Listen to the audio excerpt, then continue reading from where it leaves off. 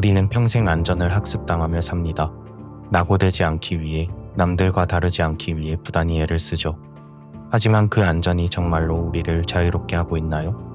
평범함이라는 궤도를 따라 학교를 가고 취업을 하고 사랑하는 사람을 만나 가정을 꾸리고 또 아이를 키웁니다. 그렇게 정신없이 앞만 보고 걷다 보면 어느새 은퇴라는 종착역에 다다르겠죠. 그런데 문득 주위를 둘러보면 우리 중 너무나 많은 이들이 생계라는 무거운 짐 아래에서 스스로의 존엄을 잃어가고 있습니다. 정작 자신이 무엇을 원하는지는 잊은 채 내일의 생존을 위해 오늘을 견뎌내는 것이 일상이 되어버렸습니다. 그 원치 않는 하루하루를 가족을 위해 그리고 책임을 위해 묵묵히 버텨내는 삶은 그 무엇보다 숭고합니다. 저 또한 그 삶을 살아왔기에 그 인내가 얼마나 위대한 것인지 잘 알고 있습니다. 하지만 저는 더 이상 저 자신을 속일 수 없었습니다. 단 한 번뿐인 이 생은 그저 떠밀려가는 양떼의 뒷모습만 보며 끝내고 싶지 않았습니다. 비록 그 길이 거칠고 차가운 눈보라 속일지라도 내 삶의 주도권을 오롯이 내 손으로 쥐고 싶었습니다. 그래서 저는 안락한 울타리를 부수고 나와 윈터십이 되기로 했습니다.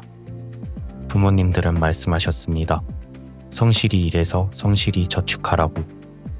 주식 투자는 패가망신하는 지름길이니 절대 쳐다보지도 말라고 말이죠. 그분들의 시대에는 그게 정답이었습니다. 연 10%가 넘는 고성장 시대, 은행에만 넣어둬도 자산이 저절로 불어나던 시절이었으니까요. 하지만 지금 우리가 마주한 세상은 어떻습니까?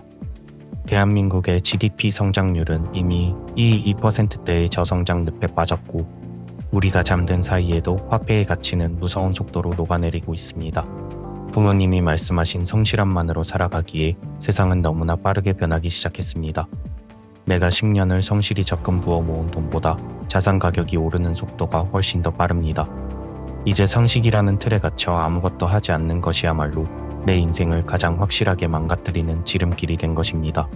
그래서 저는 비상식적인 반역을 선택했습니다. 전 재산의 99% 이상을 한 곳에 집중하고 여기에 대출이라는 이름의 레버리지를 더했습니다. 제가 감당하지 못할 무모한 빚을 진 것은 아닙니다. 내 자본의 규모를 정확히 계산하고 그 안에서 내가 충분히 통제할 수 있는 수준의 대출을 실행했습니다. 누군가는 이것조차 위험하다며 혀를 찰지도 모릅니다. 하지만 제 눈에 이 레버리지는 빚이 아니라 미래를 매수하기 위한 전략적 도구입니다. 남들이 평범함이라는 울타리 안에서 30년 동안 몸을 갈아 넣어 얻을 결과를 저는 단 몇 년의 고통스러운 집중과 인내로 치환하기로 한 것입니다. 매달 지불하는 대출 이자는 제 자유를 앞당기기 위해 기꺼이 지불하는 세금과 같습니다. 화폐 가치가 하루가 다르게 쓰레기가 되어가는 이 시대에 현금의 안전함에 속아 안주하는 것이야말로 가장 위험한 도박입니다. 저는 가치가 하락할 종이 조각을 빌려 결코 변하지 않을 시계의 자산을 샀습니다. 누군가는 이것을 무모한 도박이라 부르겠지만 이것은 결코 무모한 베팅이 아닙니다.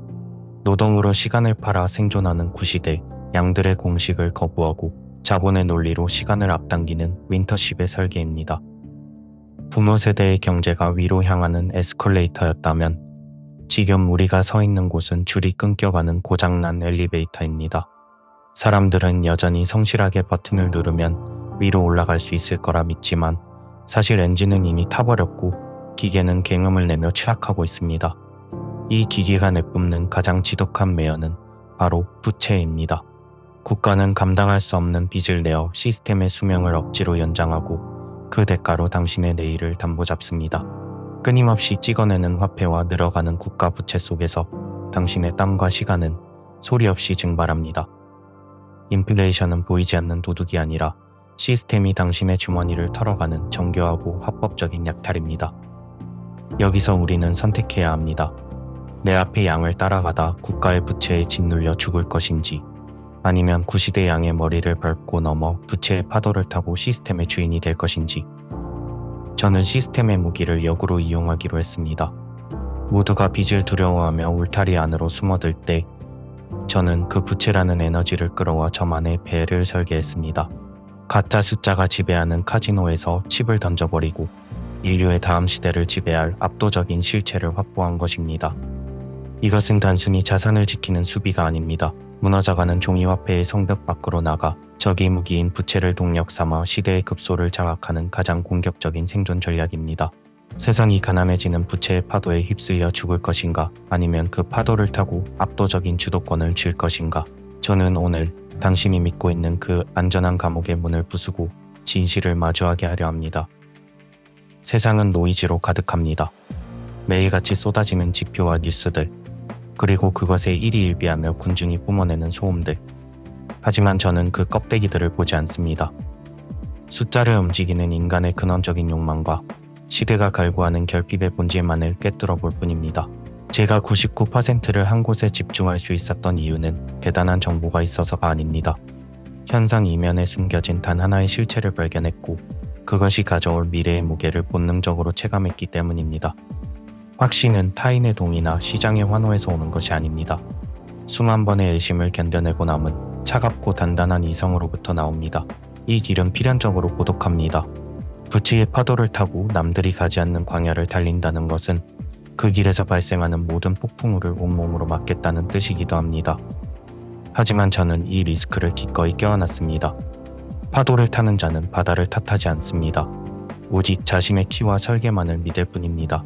진정한 자유는 단순히 돈이 많은 상태가 아니라 내 선택에 대해 100% 책임을 질 수 있을 때 시작됩니다.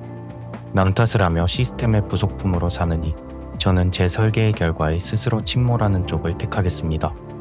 제 판단이 틀려 바다 밑으로 가라앉는다 해도 그것은 누군가의 명령이 아닌 나의 의지로 결정한 명예로운 종말일 것입니다. 99%를 던졌다는 것은 내 삶의 주권을 타인에게 양도하지 않겠다는 가장 강력한 의지이자 선언입니다. 저는 소음 속에서 본질을 지었고 그 선택의 무게를 온전히 짊어지는 삶의 지배자가 되기로 했습니다. 누군가 도박이라 부르는 이 투쟁은 사실 제가 제 인생에 대해 할 수 있는 가장 고결한 형태의 책임입니다.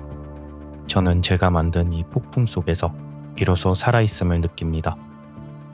저처럼 올인과 대출이 이 시대를 살아가는 정답은 아닙니다. 하지만 다시 한번 묻겠습니다. 당신이 진정으로 두려워하는 것은 무엇입니까? 잠깐의 풍랑으로 가면이 벗겨지는 것입니까? 아니면 단 한 번뿐인 생을 구시대 시스템에 저당 잡힌 채 타인의 의지대로 서서히 죽어갈 당신의 미래입니까?